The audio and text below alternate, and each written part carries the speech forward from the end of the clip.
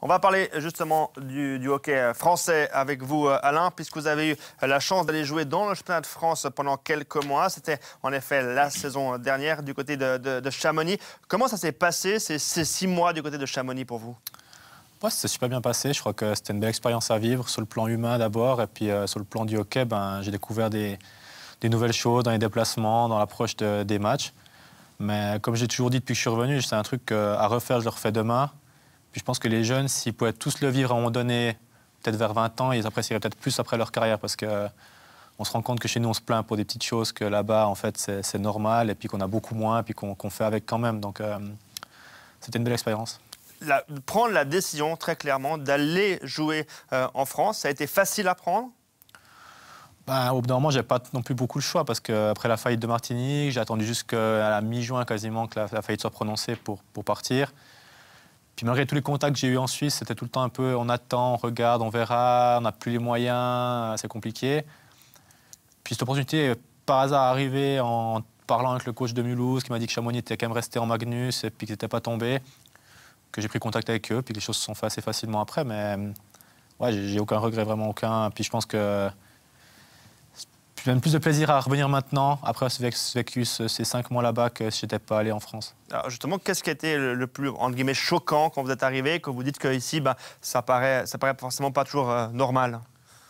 Ici, on a l'habitude d'avoir un chef matériel tous les jours, avoir quelqu'un qui nous fait notre lessive, notre linge, qui nous plie tout est bien fait. Alors que là-bas, c'était un joueur qui faisait la lessive pour le reste des coéquipiers. Le chef matériel, il venait tous les matchs, mais la semaine n'était pas là. Donc si tu excites tes patins, tu te démerdes. Il faut vivre les déplacements. Ouais, les déplacements, tu pars le soir à 22h, tu arrives le lendemain à Rouen ou je ne sais où, tu déjeunes là-bas, tu t'entraînes là-bas, tu dînes là-bas, tu passes la journée dans ton car, attends le match le soir, tu refais de tes 10 heures de car la nuit. Tu as des changements de vie parce que tu arrives de Chamonix qui est à 3 mètres de neige, tu arrives à Nice, il fait 14 degrés, tu es au bord de la mer. Tu as une patinoire qui est presque... Au 5e étage. Au 5e étage d'un bâtiment où il fait 18 degrés pour jouer. C'est folklorique. Ouais, c'est vraiment... des choses qu'on ne connaît pas chez nous. Puis chez nous, on se plaint des fois parce qu'on n'a pas du coca dans le car, quoi. Je veux dire, c'est fou, mais on est arrivé là, quoi. Et en plus, la confiance du coach et des dirigeants, on va dire, c'est que vous avez même reçu le C de capitaine là-bas.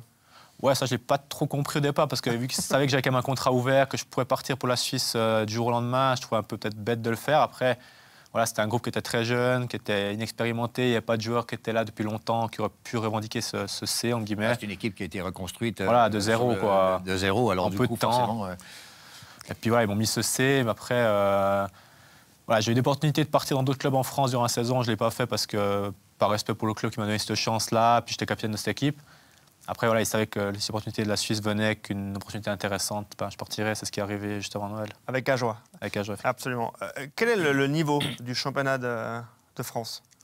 C'est un peu comme la Swiss League, je trouve. En Swiss League, il y a 6 grosses équipes qui se battent pour le haut, puis les autres équipes qui se battent pour faire les playoffs, puis pour pas faire les play-outs. On va en avoir une 7e. Une 7e maintenant. Mais en France, c'est pareil. Il y a les grosses équipes, Rouen, Grenoble, Bordeaux, Gap, qui jouent le haut du classement, qui ont un peu des moyens, et puis qui se battent pour le titre. Puis après, le reste, c'est un peu comme en Suisse. Mais le niveau, je pense que les bonnes équipes, c'est du niveau des bonnes équipes de Swiss League. Par rapport à votre période, Christo, ça remonte un petit peu. La Ligue Magnus a beaucoup quand même progressé au niveau jeu, au niveau peut-être aussi quand même, on va dire, façon de travailler au quotidien. Ouais, je pense que je suis toujours la Ligue française. Je pense que le niveau est beaucoup plus homogène, malgré tout, qu'à mon époque ou même après.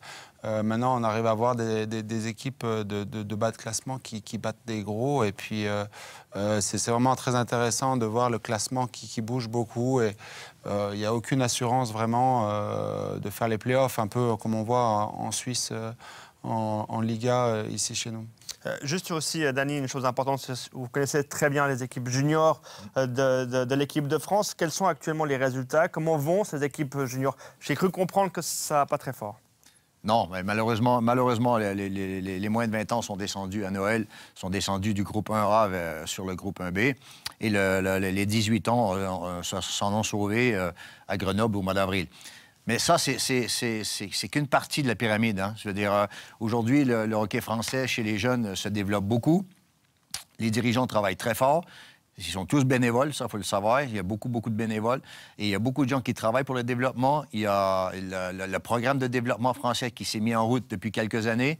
Et ça, je pense que c'est quelque chose qui va payer tranquillement. On le voit quand même, parce qu'il y a quand même des joueurs qui se révèlent tranquillement. Et il y a des joueurs qui se révèlent aussi dans les championnats, c'est-à-dire en Ligue Magnus. On commence tranquillement, pas trop vite, à intégrer des garçons.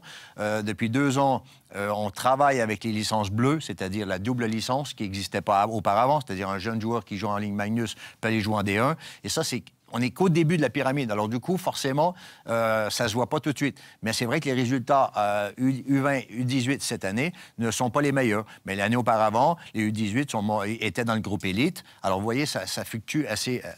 Il faut faire attention. Par contre, pour le développement du hockey français, il faut que les U20 et U18 restent dans le groupe 1A. C'est primordial. Justement,